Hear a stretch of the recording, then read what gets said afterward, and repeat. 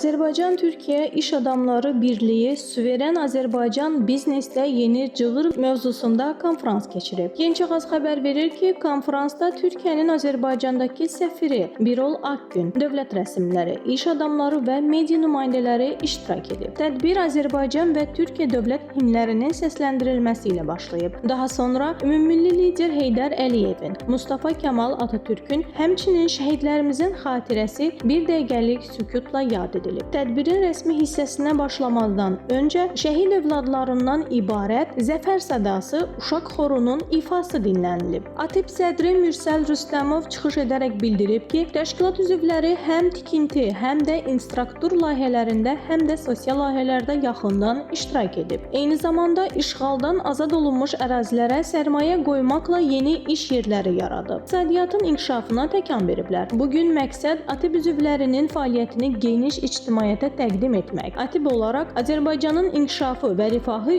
naminə bütün fəaliyyətlərdə əlimizdən gələni əsirgəmədiyimizi və bundan sonra da əsirgəməyəcəyimizi nümayiş etdirməkdir, deyə ATİP sədri vurğulayıb. Daha sonra söz Türkiyə Respublikasının Azərbaycandakı fövqəladə və səlahiyyətli səfiri Birol Akgünə verilib. Səfir çıxışında qeyd edib ki, son günlər Bakıda keçirilən tədbirlərdə Türkiyədən dəyərli heyətlər iştirak etmişdi. Əsas məqsəd isə iki ölkə arasında iqtisadi əlaqələri daha da inkişaf etdirməkdir. Artıq 2026-cı ildə görüləcək işlərin planlaşdırılması həyata keçirilir. Türkiyənin vitse-prezidenti Cevdet Yılmazın da qeyd etdiyi kimi, bugün Azərbaycan və Türkiyə arasındakı ortaq ticarət 8 milyard dollar təşkil etməkdədir. Qarşıdakı illərdə bu rəqəmi 15 milyard dollara çatdırmağı düşünürük, deyə səfir qeyd edib. Kiçik və orta biznesin inkişafı agentliyinin idarə heyətinin sədri Orxan Məmmədov çıxışı zamanı işğaldan azad olunmuş ərazilərdə aparılan geniş miqyaslı bərpa və quruculuq işlərinin paralel şəkildə iqtisadi həyatının formalaşmasına